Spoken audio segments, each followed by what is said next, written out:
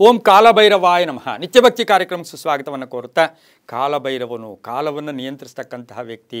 ಆ ಕಾಲವನ್ನು ನಿಯಂತ್ರಿಸ್ತಕ್ಕಂತಹ ದೇವರು ಯಾರಾದರೂ ಇದ್ದರೆ ಅದು ಕಾಲಭೈರವ ಆಗಿರ್ತಾನೆ.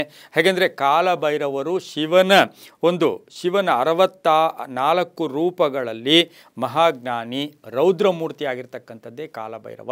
ಆ ಕಾಲಭೈರವನ್ನು ನಾವು ಹೋಲಿಸ್ಕೋಬೇಕು, ಕಾಲವನ್ನು ಪರಿವರ್ತನೆ ಮಾಡ್ಕೋಬೇಕು. ಹಾಗೆ ಕಾಲವನ್ನು ಪರಿವರ್ತನೆ ಮಾಡಿಕೊಂಡು ನಮಗೆ ಕಷ್ಟಗಳಿಂದ ನಾವು ಮುಕ್ತಿಯನ್ನು ಪಡೆಯೋಕ್ಕೆ ಆ ಕಾಲಭೈರವನ ಆರಾಧನೆ, ಕಾಲಭೈರವನಿಗೆ ನೈವೇದ್ಯ, ಕಾಲಭೈರವನಿಗೆ ಮನೆಯಲ್ಲಿ ನೈವೇದ್ಯವನ್ನಿಡ್ತಕ್ಕಂಥ ಒಂದು ವಿಶೇಷವಾದ ಪದ್ಧತಿ, ಅಥವಾ ಮನೆಯಲ್ಲಿ ಆ ಕಾಲಭೈರವನ ಸಂತೃಪ್ತಿಗೆ ಅಥವಾ ಆ ಕೃಪೆಗೆ ಪಾತ್ರರಾಗ್ತಕ್ಕಂಥ ಒಂದು ವಿಶೇಷವಾದ ವಿಧಾನ ಅಂತ ಹೇಳಿದ್ರೆ ಬುಧವಾರ ಬಂದಿರತಕ್ಕಂಥ ದಿನ, ಬುಧವಾರದ ದಿನ ಕಾಲಭೈರವನ ಸ್ಮರಣೆ ಇರ್ಬೋದು, ಕಾಲಭೈರವನ ಅಷ್ಟಕವನ್ನು ಹೇಳಿಕೊಂಡ್ರೆ ಒಳ್ಳೆಯದಾಗೋದ್ರ ಜೊತೆಗೆ ಕಾಲಭೈರವನಿಗೆ ನೈವೇದ್ಯವನ್ನು ಅರ್ಪಣೆ ಮಾಡಿದರೆ ನಮ್ಮ ಸಂಕಷ್ಟಗಳು ಕೂಡ ಈಡೇರುತ್ತೆ. ಬಹಳ ಅಪರೂಪದ ವಿಶೇಷವಾದ ಮಹತ್ತರವಾದ ಒಂದು ವಿಶೇಷವಾಗಿರ್ತಕ್ಕಂಥ ಒಂದು ವಿಧಾನ ಅಂದರೆ ಕಾಲಭೈರವನಿಗೆ ನೈವೇದ್ಯವನ್ನು ಅರ್ಪಣೆ ಮಾಡ್ತಕ್ಕಂಥದ್ದು. ಅದನ್ನು ಶಿವನ ದೇವಸ್ಥಾನದಲ್ಲಿ ಕೊಟ್ಟು ಬರ್ಬೋದು, ಅಥವಾ ಶಿವನ ದೇವಸ್ಥಾನದಲ್ಲಿ ಇಟ್ಟು ಬರ್ಬೋದು, ಅಥವಾ ಮನೆಯಲ್ಲಿಟ್ಟು ಪ್ರಾರ್ಥನೆಯನ್ನು ಮಾಡಿ ಆ ಒಂದು ಪ್ರಸಾದವನ್ನು ಸ್ವೀಕಾರ ಕೂಡ ಕಾಲಭೈರವನಿಗೆ ಅರ್ಪಣೆ ಮಾಡಿ ಸ್ವೀಕಾರ ಕೂಡ ಮಾಡಬಹುದಾಗಿದೆ. ಬುಧವಾರ ಕಾಲಭೈರವನಿಗೆ ಪೂಜೆ ಮಾಡ್ತಕ್ಕಂಥದ್ದು, ಮನೆಯಲ್ಲಿ ಪ್ರಾರ್ಥನೆ ಹೇಳ್ಕೊಳ್ಳೋದು, ಕಾಲಭೈರವ ಅಷ್ಟಕ ಆದಮೇಲೆ ಕಲ್ಲು ಸಕ್ಕರೆ ಮತ್ತು ಅವಲಕ್ಕಿಯಿಂದ ಮಾಡಿದಂಥ ಪಾಯಸವನ್ನು ಕಲ್ಲು ಸಕ್ಕರೆ ಮತ್ತು ಅವಲಕ್ಕಿಯಿಂದ ಮಾಡಿದಂಥ ಪಾಯಸವನ್ನು ಬುಧವಾರದ ದಿನ ಕಾಲಭೈರವನಿಗೆ ನೈವೇದ್ಯ ರೂಪದಲ್ಲಿ ಇಟ್ಟಿದ್ದೇ ಆದರೆ ನಮಗೇನಾಗುತ್ತೆ? ಯಾಕೆಂದರೆ ಎಲ್ಲ ಶಿವ ದೇವಸ್ಥಾನಗಳಿಗೂ ರಕ್ಷಕ ಯಾರು ಅಂದರೆ ಕಾಲಭೈರವ.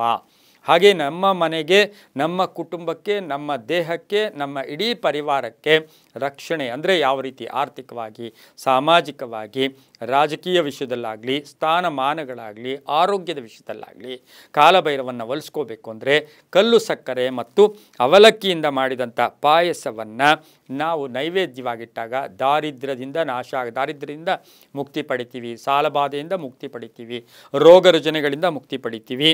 ಈ ರೀತಿ ಬುಧವಾರ ನಾವು ಮಾಡಿ ಶಿವನ ದೇವಸ್ಥಾನದಲ್ಲಿ ಅಥವಾ ಇದನ್ನು ಪ್ರಸಾದವಾಗಿ ಕೊಟ್ಟು ಬಂದರೆ ಬಹಳಷ್ಟು ಶುಭ ಆಗ್ತಕ್ಕಂಥದ್ದು. ಅದರ ಜೊತೆಗೆ 5 ಬುಧವಾರ ಯಾರು ಕಾಲಭೈರವನಿಗೆ ಅವಲಕ್ಕಿ ಮತ್ತು ಕಲ್ಲು ಸಕ್ಕರೆಯ ನೈವೇದ್ಯವನ್ನು ಕೊಡ್ತಾರೆ ಅವರು ಶಾಶ್ವತವಾಗಿ ಅವರ ಜೀವನದಲ್ಲಿ ಸಾಕಷ್ಟು ತೊಡಕುಗಳು, ತೊಂದರೆಗಳಿಂದ ಮುಕ್ತಿಯನ್ನು ಕೂಡ ಪಡೀತಕ್ಕಂಥದ್ದಾಗಿರುತ್ತೆ. ಹಾಗೆ ಶಿವನ ದೇವಸ್ಥಾನದಲ್ಲಿ ಬುಧವಾರದ ದಿವಸ 2 ತುಪ್ಪದ ದೀಪವನ್ನು ಹಚ್ಚಿ ಕಾಲಭೈರವನ ಸ್ತೋತ್ರ ಮಾಡ್ಕೊಳ್ಳೋದ್ರಿಂದ ಕೂಡ ತುಂಬಾ ಒಳ್ಳೆಯದಾಗುತ್ತೆ. ಅವಲಕ್ಕಿ ಪಾಯಸ ಮತ್ತು ಕಲ್ಲು ಸಕ್ಕರೆಯನ್ನು ಅರ್ಪಣೆ ಮಾಡಿದ್ರೆ ಒಂದು ಕಾಲಭೈರವನ ಕೃಪೆಗೂ ಕೂಡ ಪಾತ್ರರಾಗ್ತೀವಿ. ಎಲ್ಲವೂ ಕೂಡ ನಂಬಿಕೆಯ ಆಧಾರದಲ್ಲಿ ಅಂತ ಹೇಳ್ತಾ ಸರ್ವೇ ಜನ ಸುಖಿನೋ ಭವಂತು, ಸಮಸ್ತ ಸನ್ಮಂಗಳಾನಿ ಭವಂತು.